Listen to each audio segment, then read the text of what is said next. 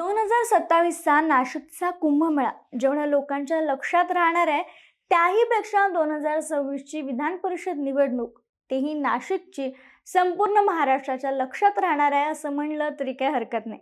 कारण गोकुळ गीते यांनी महायुतीमध्ये जे काही घडवून आणलं ते अतिशय उल्लेखनीय होतं किंवा चर्चा करण्यासारखं होतं. तीन तीन मोठे नेते मंत्री त्यांच्या मनधरणीसाठी लागले.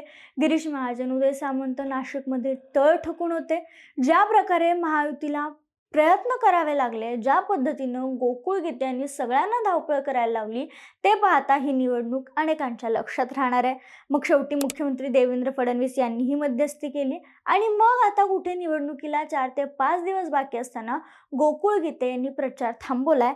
पण प्रचार थांबवला असला तरी त्यांचा उमेदवारी अर्ज अधिकृतपणे मागं घेण्यात आलेला नाहीये आणि म्हणून आता मतदान पत्रावर त्यांचं नाव कायम दिसणार आहे. गोकुळ गीते यांनी माघार घेतली असली तरी त्यांनी दराड्यांना पाठिंबा आहे असं स्पष्ट केलेलं नाहीये. त्यामुळे अजूनही वेगवेगळ्या चर्चा सुरू आहेत. एवढंच नाही तर आता गोकुळ गीते पुन्हा एकदा निवडून येऊ शकतात का असा सवाल उपस्थित होतोय. 1972ची पुनरावृत्ती होऊ शकते का असं म्हणलं जाते. मग काय होता तो 1972च्या विधानसभा निवडणुकीत घडलेला किस्सा? एका आमदारांनी सांगितला, जो एका वृत्तपत्राच्या माध्यमातून हा वाचनात आला आणि तोच आम्ही तुमच्या समोर आणण्याचा प्रयत्न करतोय. नमस्कार, मी संजना मध्ये आपलं स्वागत. नाशिकमध्ये गेल्या आठवड्याभरापासून जे नाराजी नाट्य, मनधरणी आणि अखेर मिळालेलं यश यावर जे काही नाट्य रंगले ते खरंच रंजक होतं आणि यापुढेही निवडणुकीचा निकाल लागेपर्यंत हे धाकधूक वाढवणारच राहणार आहे. एवढंच नाही तर निकाल जर वेगळा लागला तर आश्चर्यही ठरू शकतं असं जाणकार सांगतात. कारण याआधी असाच एक किस्सा घडला होता, जेव्हा विधानसभेच्या निवडणुकीत काँग्रेसच्या एका उमेदवारानं बंडखोरी केली होती. नंतर त्यानं निवडणुकीतून माघार घेतली, पण उमेदवारी अर्ज कायम राहिला. याच उमेदवारी अर्जामुळे तो नेता निवडून आला. आता बघा, नाशिकमध्ये गोकुळ गीते यांनी उमेदवारी अर्ज भरला, भाजपातच असणाऱ्या प्रसाद हिरे यांनीही उमेदवारी अर्ज भरला आणि गणेश गीते यांनीही अर्ज भरला. प्रसाद हिरे आणि गणेश गीते यांची मनधरणी करण्यात बऱ्यापैकी गिरीश महाजन यांना यश आलं. अगदी शेवटच्या क्षणापर्यंत गिरीश महाजन, उदय सामंत, दादा भुसे, सुहास कांदे अशा अनेक नेत्यांनी गोकुळ गीते यांची मनधरणी करण्याचा प्रयत्न केला, पण मार्ग काही निघत नव्हता. मग एंट्री झाली मुख्यमंत्री देवेंद्र फडणवीस यांची. त्यांना इथं हस्तक्षेप करावा लागला. मुंबईत बैठक झाली. या बैठकीत अनेक गोष्टी झाल्या आणि अखेर त्यांनी माघार घेण्याचा निर्णय घेतला. म्हणजे साम दाम दंड भेद या सगळ्या गोष्टींचा वापर भाजपनं या ठिकाणी केला असं म्हटलं जाते. कारण गोकुळ गीते माघार घेणार अशी चर्चा सुरू झाल्यानंतर एक पत्र व्हायरल होत होतं, ज्यामध्ये त्यांच्यावर एक आरोप होते आणि म्हणूनच हा कुठंतरी दबावण्याचा प्रयत्न असल्याची टीकाही झाली. मात्र त्या पत्रामुळं असं काहीही झालं नाही असं स्पष्टीकरण गिरीश महाजन आणि गोकुळ गीते यांनी पत्रकार परिषदेत सांगितलं. मात्र आजही अजूनही हा टीकेचा मुद्दा सुरूच आहे. कार्यकर्त्यांबद्दल बोलताना पत्रकार परिषदेत गोकुळ गीते जे म्हणाले ते महत्वाचं होतं. ते म्हणाले, मी उमेदवारी अर्ज कायम ठेवण्याचे कारण म्हणजे मला कार्यकर्त्यांकडून मिळणारा प्रतिसाद मोठा होता.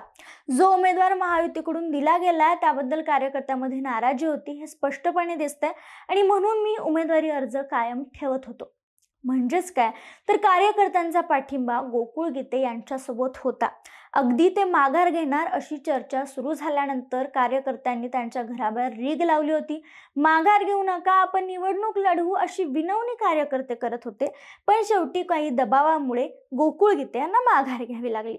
असाच एक किस्सा 1972 अहिल्यानगर जिल्ह्यात घडला, जिथं माघार घेतलेला उमेदवारच नंतर निवडून आला.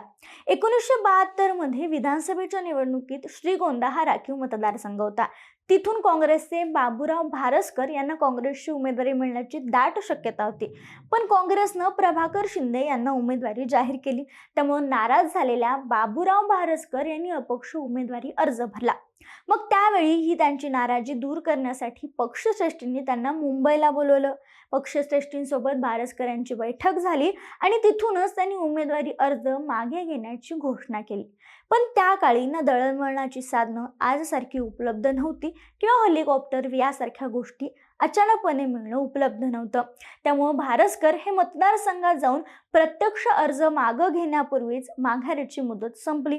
परिणामी त्यांचा उमेदवारी अर्ज कायम राहिला. मग आता काय करायचं?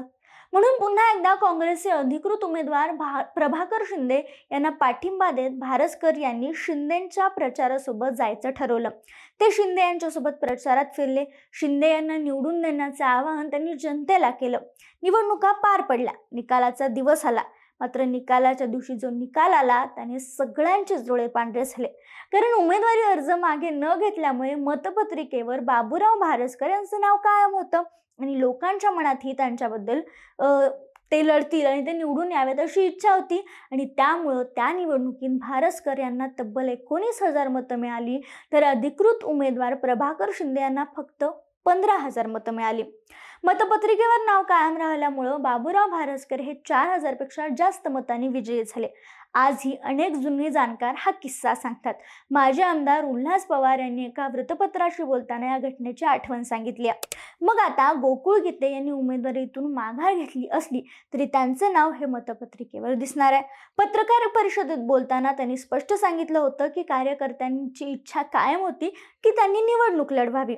गोकुळ गीते, गणेश गीते यांच्या परिसरातील प्रभाव वेगळं सांगायची गरज नाही आणि या प्रभावामुळेच कुठंतरी महायुतीनं त्यांनी निवडणूक लढवण्याचा धसका घेतला होता. म्हणूनच आठवडाभर त्यांची मनधरणी करण्याचे प्रयत्न सुरू होते. म्हणजे जरी महायुतीच्या नेत्यांनी ठरवलं असलं की नरेंद्र दराडे यांना उमेदवारी दिलेली आहे, ते निवडून येतील, तरीही सगळा निर्णय हा कार्यकर्त्यांच्या विचारावर, तिथल्या स्थानिक नगरसेवकांना, तिथल्या बाकीच्या कार्यकर्त्यांना काय हवं यावरही अवलंबून आहे. जर विधानसभा निवडणुकीत मतदार वेगळा निर्णय घेऊ शकतात, तर कार्यकर्ते किंवा स्थानिक पातळीवरील नेते यांनी मनात आणलं तर तेही असा वेगळा निर्णय घेऊ शकतात का, असं म्हणायला हरकत नाही.